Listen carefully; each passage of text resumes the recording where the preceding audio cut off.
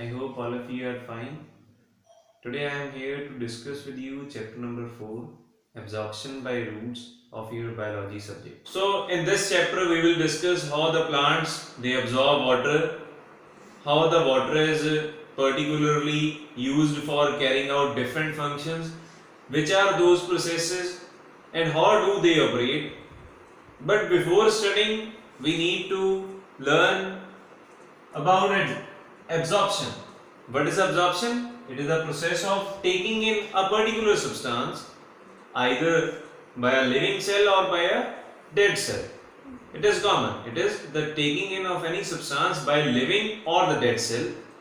What are roots? They are the special structures present in the plant body, and the important function which they perform, that is to provide the anchorage, that is fixation. Second one, they absorb water. Third one, they fix nitrogen in some plants. And the fourth one, they also absorb the mineral nutrients from the soil, which are very much beneficial for the functioning of the various particular plant parts. Okay, so now here we have to discuss why the roots they absorb water, or why do they absorb the minerals. What is the purpose of absorbing those particular minerals and water? Now why they are absorbed? We know plants they carry out a variety of functions. First one is the photosynthesis. What is photosynthesis? Photosynthesis is a process in which plants they prepare their food. Food is prepared with the help of carbon dioxide and water, and this particular food normally it is in the form of carbohydrate, and that carbohydrate could be a particular sugar. Like here I am writing glucose, along with oxygen is given out and along with water molecule is further formed. This one is a chemical reaction. Okay, so here water is used. So first purpose of absorption of water clear here, for the purpose of photosynthesis. Next one, the plants absorb water and minerals in order to carry out the process of transpiration. Okay, what is transpiration? Transpiration, it is a loss of water from the leaf surface, from the small opening which we call stomata, in the form of water vapor. So this process, although it is a loss, it is called the necessary evil. It mostly 95% of the water absorbed by the plants, it is lost as such. So transpiration, although it is carried out, why it is carried out? Because plants they do need water. Only 5% water absorbed by the plants is used, but it is very essential to absorb the water. Okay, then third one, plants along with water they absorb some special nutrients, some special minerals, some special micronutrients, some special macronutrients they absorb, and those macro, micro or other particular minerals they are very essential for the growth of leaves, for the growth of flowers, for formation of fruit, etc. Different functions are there. So that particular mineral absorption that also takes place with the help of the absorption or absorption of water, that along with takes in different minerals and nutrients. Then the fourth one is to provide the mechanical stiffness. Plants maintain their particular form, particular shape. Their particular shape remains intact. It doesn't change over a long period of time. So how that particular stiffness is maintained? That stiffness is also maintained with the help of the absorbed water. So this is the main purpose of particular. These are some basic functions which are carried out with the absorbed water. Okay, clear? Okay. Now we know plants they absorb all the particular minerals and particular water through the roots only. How roots do absorb water? How they absorb the water? They are specially we can say adapted, or they have been specially modified over a period of time through the evolution, and they are absorbing the water quietly. They are absorbing water to a large extent. How they are absorbing, that only we need to study here. Roots, we know they are negatively geotropic. Negatively geotropic means they grow towards the ground. Okay, they are beneath the soil. In some plants it is above the soil, like in the case of sugarcane, stilled roots are there, adventitious roots are there. In particular plants, prop roots are there. They are different, but we are discussing here only with respect to the roots which are beneath the soil. Now beneath the soil, main purpose is to provide anchorage, as I discussed earlier with you, anchorage, and second one is to absorb the water.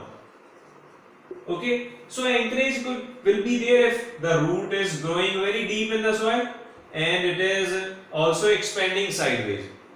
Okay, and how will the absorption take place? It will take place if, suppose if you will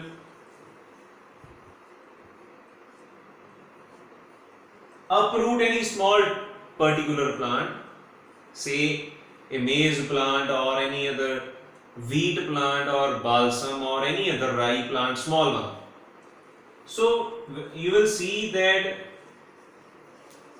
the root, it contains several branches. Several branches are there in the roots. So that particular roots further it is divided or branched or differentiated into several sub branches. Then several sub branches, they are further divided, further division is there, that particular division continues, and due to that division the area increases. Due to increase in the area, the rate of absorption, that also increases, because the exposure rate will be more to the soil. If exposure rate is more, area is more, naturally more absorption will occur. This one will occur at a higher rate. So first one, roots, they have fine branching. They contain fine hairs. Particularly one term is mentioned here in your book also. I am also mentioning here, root hairs. Roots, they contain rootlets. Further rootlets, they contain root hairs, and root hairs are very fine. They are very tiny in size, very small in size, and they are present in very large number. And due to their large number and very small size, the total surface area of the roots, that increases. And if the total surface area increases, naturally the rate of absorption is also more. Okay, clear? Okay. Now next one, it is noted that the roots, they are nothing but the extension of the epidermal cells of a plant. Roots are the extension of the epidermal cells. We know a cell, a particular cell, it contains cell wall. Plant cell contains cell wall, animal cell doesn't. Inside the cell wall, cell membrane is there. You might have studied that cell wall, it is totally permeable, and cell membrane, it is semi-permeable. Okay, cell membrane is semi-permeable, cell wall is completely permeable. Permeability means to allow the entry of any particular substance, and semi-permeable means it allows the entry of only few. Like here in our school or here in my room, only I allow my family members to enter, not anybody else. That means semi-permeable. And permeable means like on the road everyone can go, so it is open for all. Clear?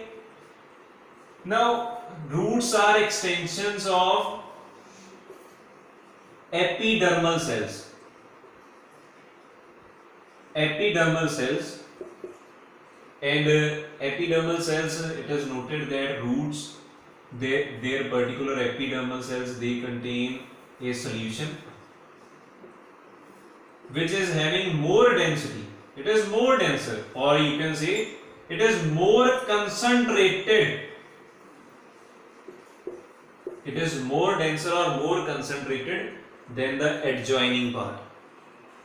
Okay, and due to that concentration, what occurs there, the water from a outside region, it enters this particular cell, and due to that it further goes into the next cell, and this process continues and the water is absorbed. Clear? Okay, so we were discussing the special features of the root, hairs or roots. Here I had drawn a section of a root or root here. This one, it is root here. This one is a root here. Now this one, it is epidermal cell. We know outer wall, it is called cell wall, outer cell organelle, and inner it is the cell membrane. This one, it is vacuole. This one we can label as nucleus, because all the cells, they contain one controller, that is nucleus. Now this one is cytoplasm. Now as I said earlier that root hairs, they are very fine. So due to their fine structure, their walls are also very thin. Their cell wall, that is thin, and due to that very feature, the water entry is very much easy here. One more feature is there, cell wall, it is totally permeable. It allows the entry of each and every particular solute as well as solvent molecule. While cell membrane is semi-permeable, this one is semi-permeable. Semi-permeable means it allows the entry of only the selected particles. So from there, that distinction is done, that which particles the particular plant needs to absorb. The particles which are of use or which are having tiny size, small size, they only enter through the semi-permeable membrane or the cell membrane, and further it is absorbed. So far we have discussed the roots. They are the special structures which absorb the water and different minerals. Then roots, they absorb water, and that particular water is used for carrying out different processes like transpiration, photosynthesis, for providing the mechanical stiffness, and for transportation of different minerals and other organic as well as inorganic nutrients. Then we had discussed the special features of roots, how the roots are able to absorb the water. First feature we discussed, that roots, they are having tiny or very large number of root hairs, and those root hairs, they increase the surface area. After that we discussed that root hairs, they are having the solvent or solution at a higher concentration than the surrounding cells. So due to that gradient, that difference in the concentrations, that the water from the outside that enters the root hairs.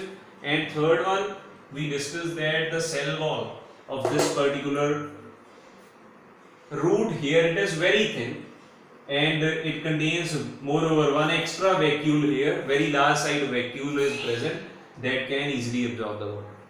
Okay, so this one we have to keep in mind. Then only we will discuss the next topics like imbibition, osmosis, or particular active transport, passive transport, how the water is absorbed through that processes, how different nutrients are absorbed. Okay, thank you.